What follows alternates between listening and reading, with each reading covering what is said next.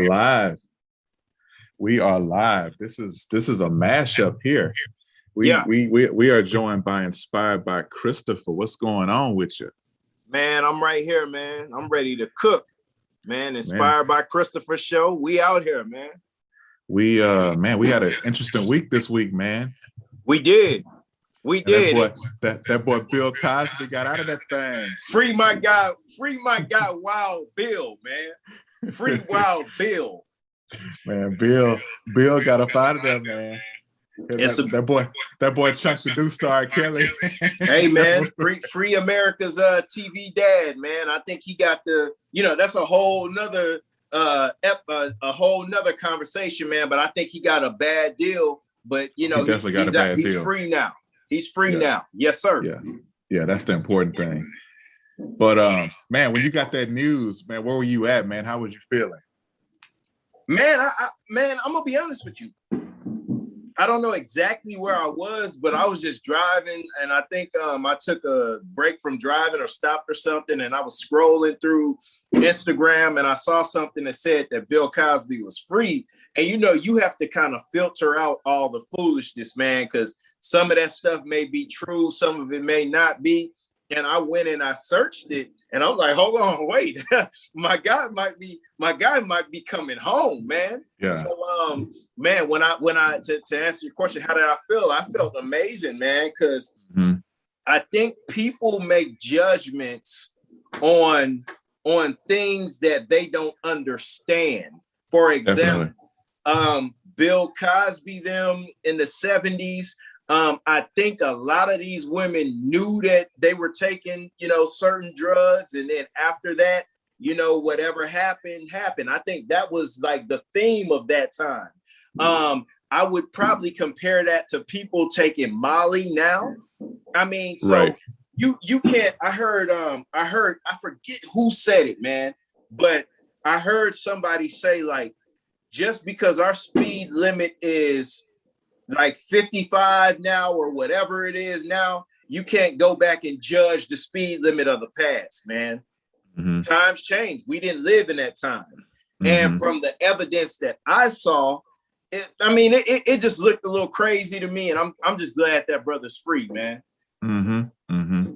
Yeah, man, it was shocking to me. Honestly, it came out of nowhere, but I'm like, wow, this is good stuff here. Cause yes, it was a totally bogus deal out there, man. Let that man, what, 80 years old now, man. Let that man live, man. But yeah, then we fast forward, man. We had the Sha'Charri Richardson situation, man. And so she got busted. They did the drug testing right before it's time for the Olympics, man. And now she's suspended and everything. She went out and said that it was mainly because her mom passed, and she got the news about her mom just a weird way, man. Like, I think a reporter gave her that news, so like she didn't even have time to like process that properly. And it's crazy. Like it's crazy that situation happened, and man, it's tough. But it's a lot of opinions out here. I'm here to be objective. I'm here to be objective about it. But what are your big picture thoughts on the Sha'Charri Richardson situation? Man, I'm gonna be honest with you, man. You got a confident Black woman. She tatted up, tattoos on the neck, on the arms, everything. She got this wild hair. I think that whoever's in charge doesn't want that to be the face of the Olympics. Go back to, before we get into the Sha'Charri Richardson situation, go back to Iverson in 2000, man. Iverson, let me pull up some stats real quick, man.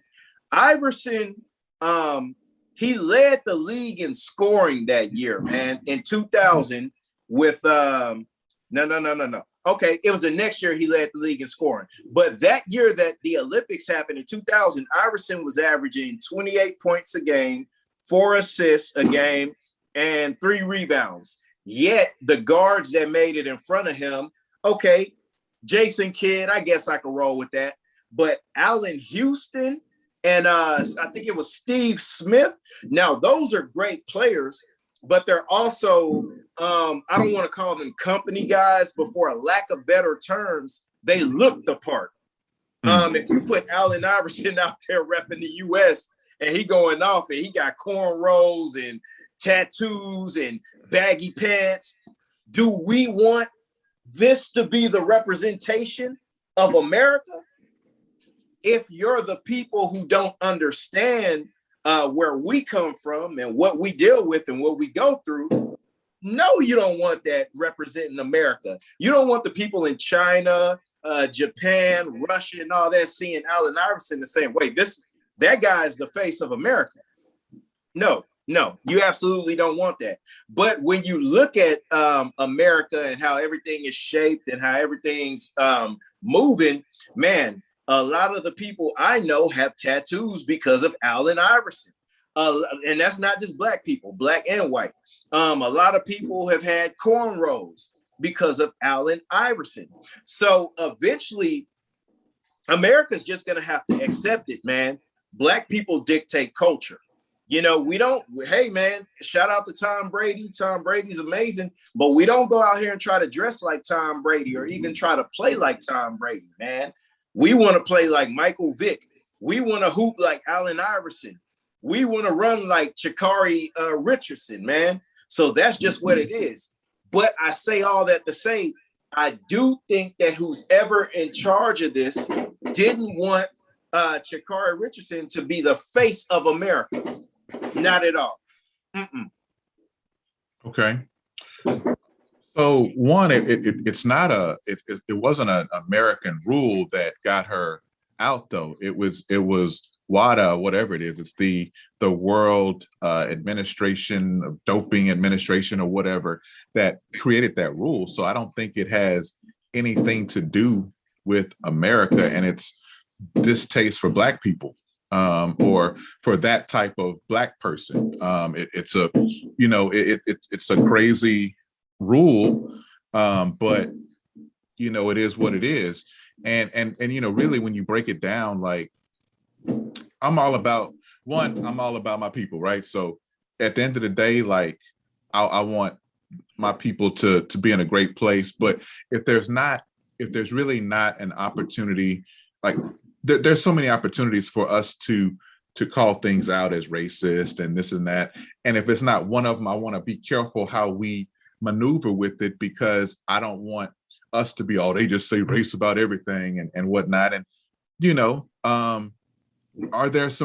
could you probably spin this to some sort of racial thing somehow, some way, possibly. But at the end of the day, like she violated a rule that is set out, and it's set out by the World Organization for Doping or whatever it's called.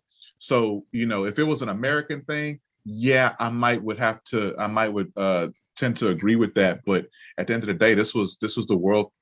This is for the World Olympics. So this isn't a U.S. thing. This is the world. So that's what she failed. I'm also big on accountability. I think accountability is big, and I'm the first one to say, when law enforcement break rules, they should be held accountable, and this, that, and the third. Same thing goes for athletes, man. You're in a high position, man. You make a lot of money because of your talent, man. You have to, make decisions that are conducive. Let me put this out there right now. Like, I want her to be able to run. I want her to be able to run. I do want that. But at the same time, like I said, I'm here to be objective about the situation. And, the couple things, that there's rule, even though we think rules are stupid, there's a reason why rules are in place. Mm-hmm. It might not make sense to us at the time, or we want to break a rule when it's convenient for us. But you alluded to speed limits earlier. There's a reason. Sometimes I'm like, man, why is the speed limit, 55 over here? It should be. There's a reason why. It might not make sense to me because I'm rushing trying to get to my location, but it's probably because somebody done crashed into somebody at a specific time or ran a red light or something. While that rule is there, it just don't make sense at the time. And if we're talking about, in drugs, like, okay, obviously weed is not a performance enhancing drug. So it's not like steroids or whatever that athletes are normally caught taking. But when we think about we think about marijuana, it still has an effect, right? It is known to help you focus a little more. It's known to ease your anxiety. It's known for all those little things. So could that not be an unfair advantage to somebody if something eases your anxiety, if something helps you focus more? Like, could that not inhibit your state of mind and give you an advantage over? So you got to kind of take the good with the bad on that, and it's kind of up to, because at the end of the day, something that's performance enhancing is either going to take something away or add something to you. So if it's taking away your anxiety, that's kind of an unfair advantage. And I hear that track players have so much anxiety because it's not like other sports to where you might be able to say, hey, my teammate didn't pass me the ball, so that was why we didn't win the game. In football, you can always say, oh well, the quarterback didn't make the right play, or the quarterback can say, oh, this guy didn't run the right route, or this, it's so much you can say. But in track, it's you and the field. That's it. It's just up to you. So the whole thing is on your back. So it's a different monster. And I never ran track and nothing like that. But that's, from what I understand, it can be kind of nerve-wracking just because everything is on you. It's a one-man show. It's you in the track. Yep. So check it out, man. I read that where from what I read. Shout out to that boy, Young D. Young D, what's up, fam? What's up with you, man? We talking about Sha'Charri Richardson, man.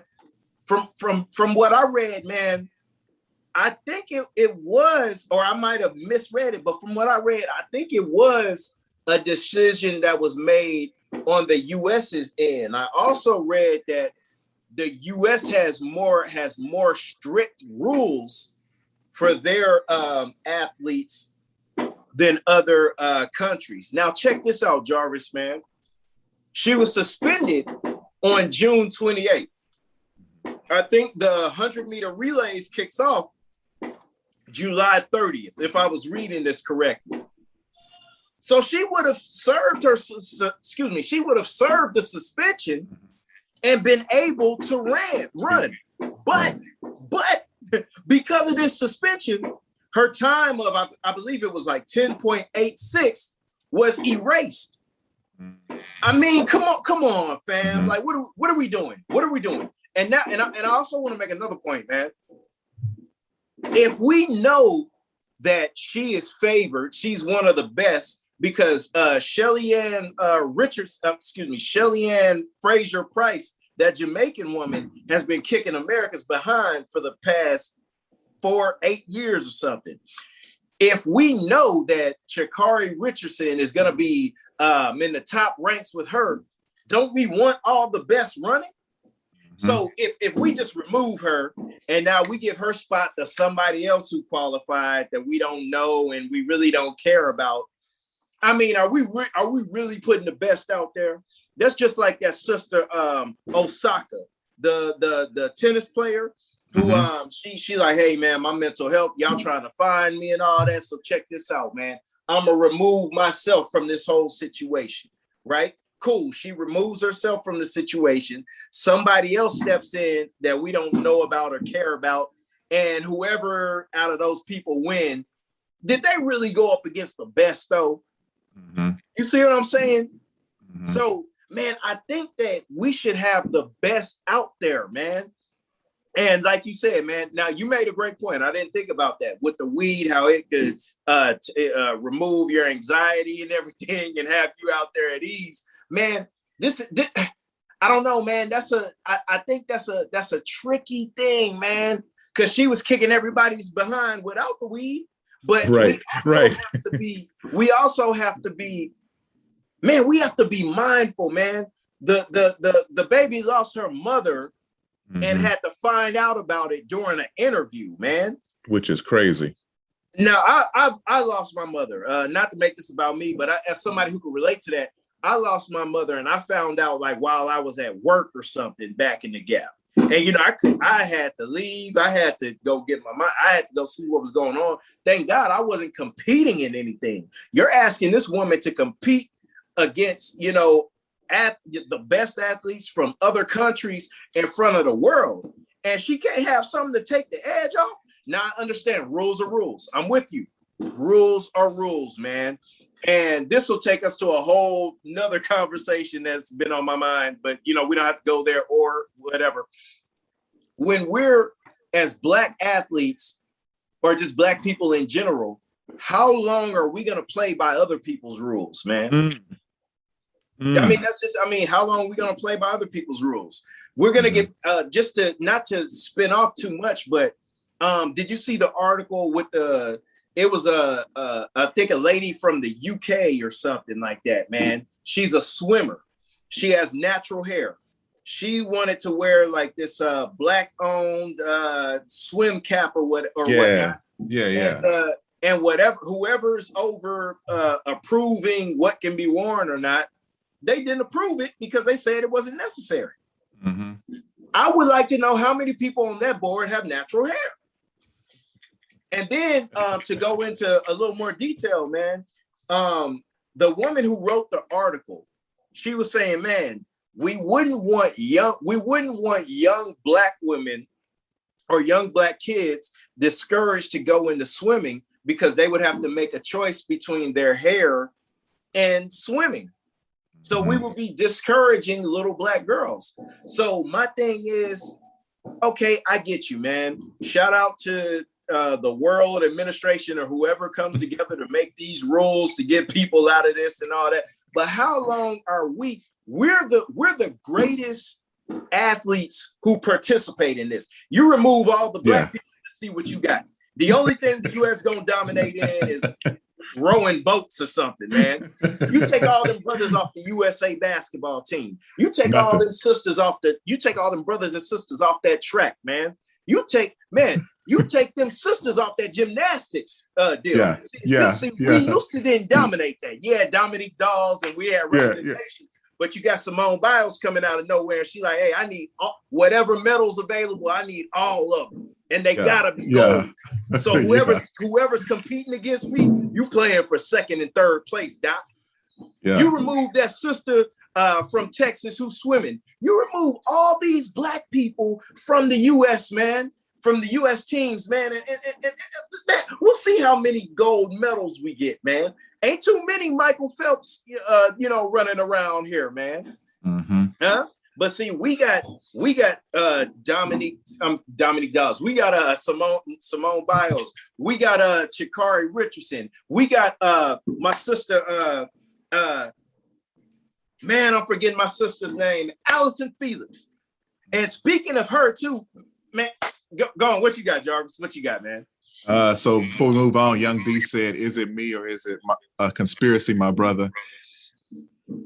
Hey, man. I mean, I'm not gonna go as far as call it what you want, man. I don't think they want us, especially when we're in our bag. When our sisters running around with the orange hair and they killing things with the tattoos, the visible tattoos. Y'all heard what I said about Allen Iverson. Why wasn't he on the 2000 USA basketball team? Why does Allen Houston replace him? Why does Steve Smith replace him? I don't think they want us who be in our bag representing the US, man. So when you say that, man, I can't help but think like, what is your opinion? If you were an athlete, would you want to represent the United States of America? Judging like everything we have dealt with obviously for 400 plus years, but like especially in recent times with the way everything is going, would you want to represent America? No, absolutely not. The only way I'd want to is if I had on like remember that black and white flag that Jeezy had on the on the Recession album cover. I run in that uniform. I run with that flag.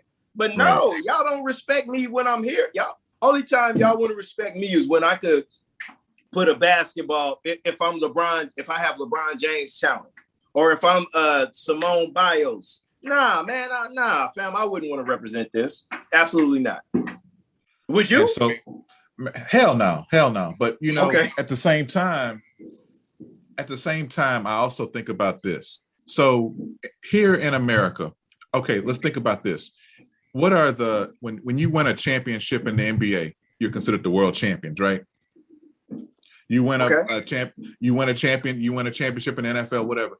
But really, are you playing the world? Like, are you measuring your talent up against everybody in the world? So I don't know that my ego might not want me to, really test my talent against Czechoslovakia and them. Like I don't know. I don't know if that would be a personal ego thing plus the check. I don't know. But my initial reaction is no, I probably would not. Like I couldn't. And I think that's why a lot of basketball players turn down the playing on the U.S. team. Is just, they make plenty of money in the NBA. They don't need that too. But when you got some like a track star, like that's really the big stage for them. You know what I'm saying? The biggest stage is the Olympics. Like, and again, you're measuring your talent truly up against the world. And to your point, Black people dominate this stuff. So why not show our dominance? But okay, is that who says that that's the biggest stage though? Are we just going along with what a tradition that has been set for years? Who says that competing at the Olympics is the biggest stage? And why can't we do this ourselves and get the money? Hey man, you're watching YouTube boxers box each other and make more than cats who've been training to box their whole lives, man. That's crazy. Is it too far-fetched? Just go with me for a second. Is it too far-fetched for if I'm Sha'Charri Richardson? Is it too far-fetched for me to put out my YouTubes and me killing it? I'm killing it in college or whatever, and other people who are killing it across the world. I know can we come together and put our own track meets together, or it don't even have to be a track meet. Hey man, at one of these boxing events at Logan Paul versus Floyd Mayweather, hey, can Sha'Charri Richardson and Shelly Ann Price Frazier get it on for 10 seconds, man, on the track, man? Huh? Because really, when you're talking about Olympic money, I don't think that they don't get paid. I think if you win a gold medal, you get like $25,000, and then that's still taxed. The money is coming from the endorsements. Right. Well, let's just find another way to keep that endorsement money coming. I don't have to run in the Olympics. And now with college, hey man, you can go get your bread. With college athletes being able to go get their bread, hey man, let's get these endorsements popping. So while I'm running track in college or hooping in college or whatnot, man, I could go ahead and get this bread, man. I can still get this bread without going to the Olympics. Man, huh? Scribe 3 in the building. Scribe 3 in the building. Scribe 3, what's up with you, brother?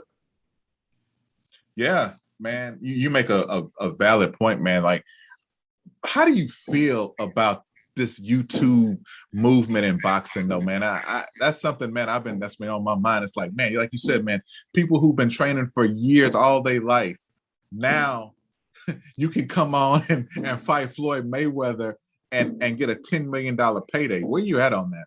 I love it, because that's a trickle down. That's a trickle down to us too. Hey man, just get your following up, and the possibilities are endless. You got YouTube cats making $20 million to box. I paid $50 to watch Logan Paul fight. It's professional boxers who've been doing this all their lives. I didn't pay $50 to watch. Right. And there's professional boxers and MMA cats that's questioning their whole business model. Hey man, why am I with the UFC making, if I'm a top guy or whatever, and I may make 200,000, and if I get the knockout of the night, I get an extra 50,000. So I leave with 250, which is cool money, but I could go get my followers up and box Roy Jones Jr. and make $10 million. Mm-hmm. Hey man, the possibilities are endless, and I don't think that just YouTube guys should just be the only ones taking advantage of that. Fam, if Shelly Ann Frazier Price And Sha'Charri Richardson said, hey, man, we're going to run us too. We're going to see who's the best, but we're going to be the main event. But before you get to our race, man, Juvenile going to perform. Chad Johnson going to box Terrell Owens, and it's going to be some other mid-cards before we get to that. I'm saying all that to say, hey, man, you can write your own ticket, man. You could create your own standard. The Olympics does not have to be the standard for us. We're just following tradition. But this is 2021, man. We got to switch it up. Scribe says boxing for a real check. Can't be mad at them. Absolutely not. The possibilities are endless, bro. What are we doing? We're following business models that have been in place for years that aren't set up for us. Now with the internet and different platforms, hey man, we can organize our own stuff and get the money, get far more money than what they paying us. Man, I feel that. Yeah. I feel like does it dumb down boxing though? Like if you're a boxing purist, does it dumb down boxing? I don't know. If you're a purist, maybe it does, but purists weren't the ones holding boxing down though. They're not buying all the other fights. I mean, hey man, it's entertainment. At the end of the day, man, the money's gonna move the needle, fam. The money's gonna move the needle. We wanted to see Logan Paul and Floyd Mayweather fight. We wanted to see Jake Paul and Nate Robinson fight on the undercard to Mike Tyson and Roy Jones Jr. It was a different Paul that fight. Yeah, they brothers. Wow. I mean, I knew they were brothers, but man, I thought it was wow. Okay. You see what I'm saying? Now you know the Paul boys. See, at first they were just Disney stars, white guys that's, looking like surfers and all that. But now they got they got out there, they trained a little bit, got they've been had their followers, but now they stepped in the arena to where a cat like me is paying attention to it. You see what I'm saying? A cat like you who's paying attention to it. Mm-hmm. Come on, man, it's a whole business model out here that we have to we the only ones that's still following tradition. Oh man, I want to run for the Olympics and I want to represent my country. But after I stand on that podium and with the American flag and everybody cheers me on, I'm still gonna go back to America where there's police brutality against black men and that's continuing to happen. Mm-hmm. I mean, you asked a question earlier. I wouldn't want to represent that. Nah, I'm cool. Mm-hmm. And another point I want to make, I don't think that sports should be our end all be all. Mm-mm. I think I heard Vince Young say, and I was as I got older, I was very disappointed. I think I heard Vince Young say, I was born to play for like the University of Texas or something, or like he was making it, that was his life's mission to play for the University of Texas. Huh? No. Your purpose is bigger than that, man. It's an ex-Rocket that goes to my the church I attend, and he said that he finally found his purpose after basketball. Mm-hmm. That's important, man. I don't think that our end-all be-all should be us dribbling up and down a basketball court or catching passes, on a football field. Because what happens when the team cuts us and they decide that we're not good enough anymore? Mm-hmm. Is that the end? Is that the end for us? Mm-hmm. What if we put all these years in to play basketball? We're practicing and but we don't make it. Then what? What other skills do we have? It's just an honest question. Because or what if you are good, you lead your team to a Super Bowl, but then you take a stand against police brutality, and now the NFL decides they don't want you and they don't want you in their league anymore. Mm-hmm. Then what? Mm-hmm. Then what? And I tell you what, man, this Sha'Charri Richardson sister, man. I like her because she gets it, man. I think in an interview she had after, when she pretty much said, "Hey, man, I did it. This is why I did it. I understand the consequences. Whoop! But y'all know it's gonna be different with me out there. Don't even play." And for the people who are talking negative about me, I'm not even mad at y'all. I don't even see y'all as haters. I just know that y'all don't get it. I'm the one on the track that's running at superhuman speed, not y'all. So of course you're gonna have opinions because you have time to sit at home and have opinions. I don't have time for that. I gotta go train. I gotta go run these hills. I gotta go run the steps. I gotta constantly get better. So she gets it, man. I love it. I love it. Yeah, man. That's man. I just hope she comes up with something and has a big comeback, because man, that sister is hella talented, man. I didn't follow her too much until all this situation, but man, after I was seeing just highlights and just everything, and then just reading about her story, man, I'm just like, man, whew. But man, this is good stuff, man. You got anything else on this topic before we move on? Man, I just want to say that she's 21 years old, man. She's gonna be here for a long time. She gets it. According to the report I read, there's still a possibility that she could run in the 4x1. So she'll be all right, man. By the time the next Olympics happens, she'll be 25. So she probably hasn't even reached her prime yet, man. And then, 25, 4 years from then, she'll be 29. So she'll have multiple opportunities to compete again. But what I do want to say is, I understand that there are rules, so, she hit the weed, unfortunately, nobody, and when I say nobody, I'm talking from their perspective, the people who can't relate to us. Nobody cares that her mom died. Nobody cares that she had to find out while getting interviewed by a reporter. So, hey, man, there's no leeway in these rules, man. Hey, man, you just got to deal with that trauma the same way you're forced to deal with every other piece of trauma that Black people have to deal with in the United States, man. So although this may not have been a blatant race thing, like you said, I do think there are racial undertones in this, man. But sure, she will bounce back. She will win golds, and she gonna be all right, man. She gonna be all right. Man, last thing I wanted to touch on, man, Master P's son. Did you see the joint about that?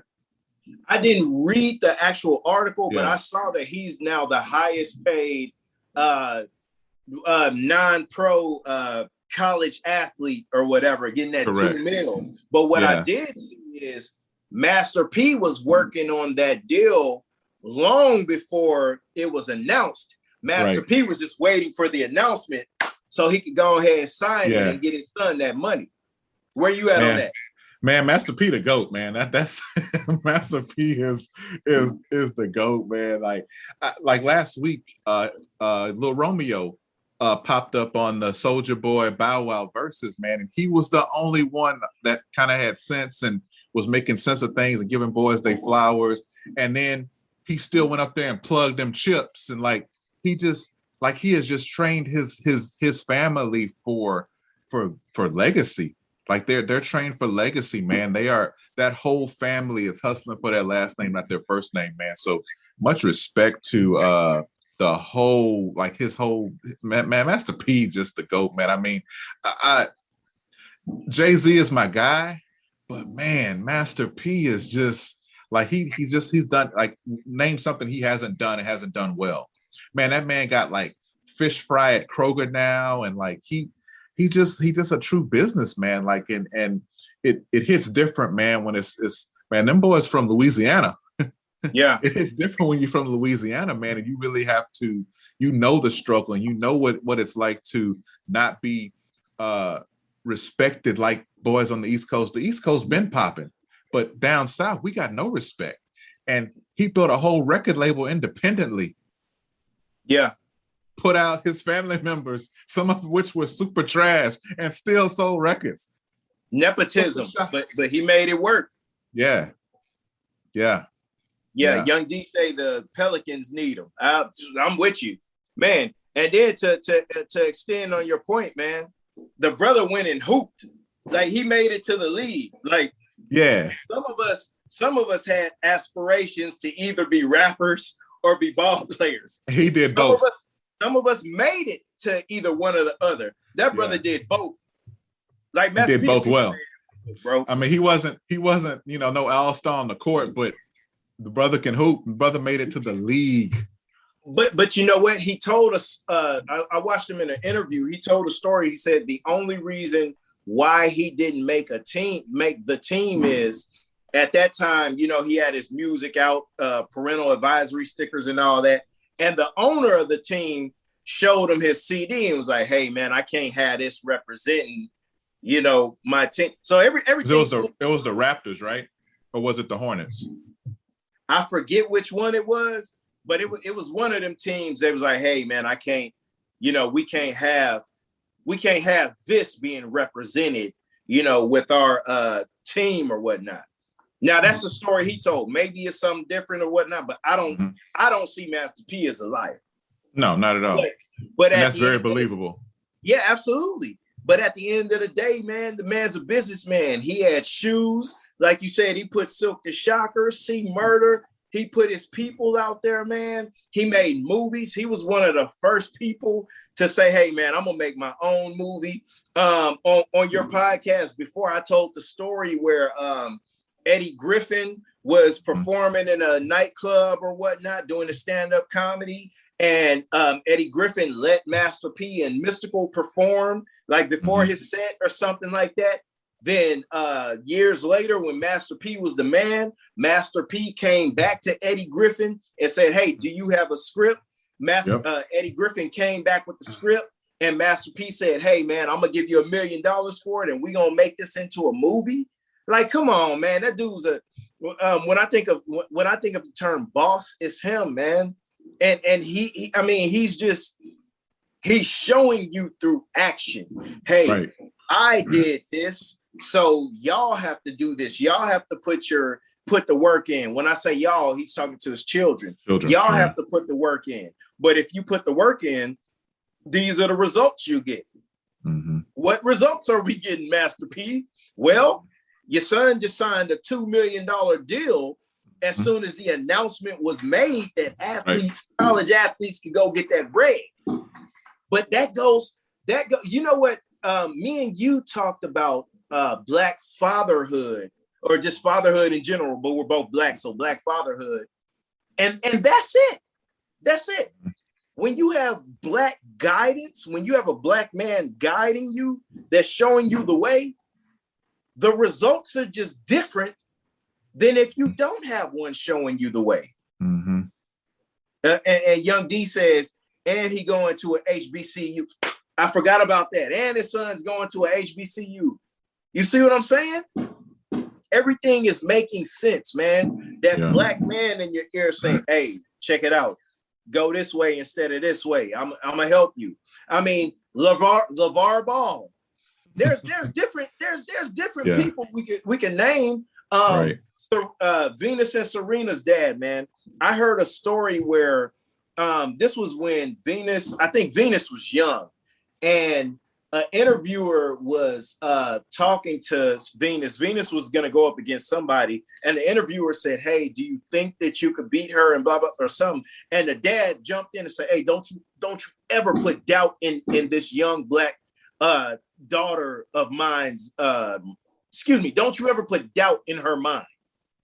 Mm-hmm. That's the influence of a young Black dad being around, man. So I love it, man. Young D says, shout out to Prime Time too. Dion. Yeah. Because, he's at the HBCU. He got his sons going through. Yep. He talks to young Black men. Hit Dion's presence. I heard Jay-Z say, my presence is a gift. Like me just showing up somewhere and just being there as representation is a gift. So Deion Sanders being at Jackson State, Mississippi, alone. Just that visual every day. That's a gift within itself. Dion could have easily went to Florida State or something, where he went to school. But he's like, nah, let me go to this HBCU, man. They can use me. So I love it. I love it. Yeah, man. Before we get out of here, man, you want to plug your Patreon and everything you got going on? Hey, man, y'all know what it is, man. Go to inspiredbychristopher.com.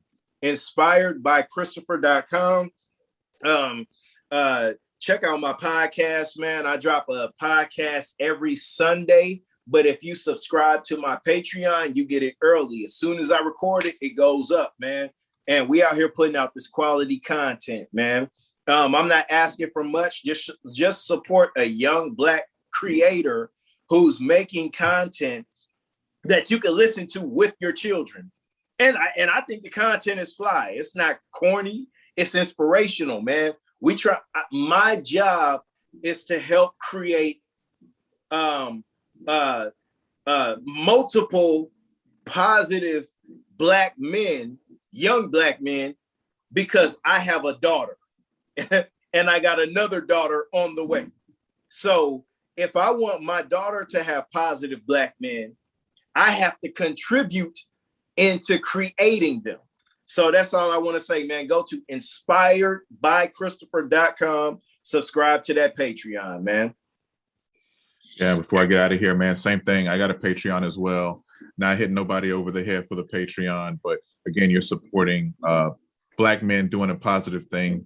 My Patreon content is a lot different than the actual Jarvis Sam show. So it's a lot different. It's the Boss Up. I'm giving all kind of game from a professional to personal leadership, whatever. I'm giving game away on there. But check it out. All that information is in my bio. And yeah, thanks for joining us. For those of you that joined us on the live, thanks for joining us. Our listeners, our weekly listeners, thank you for joining us, and we will catch y'all next time. Yeah, man.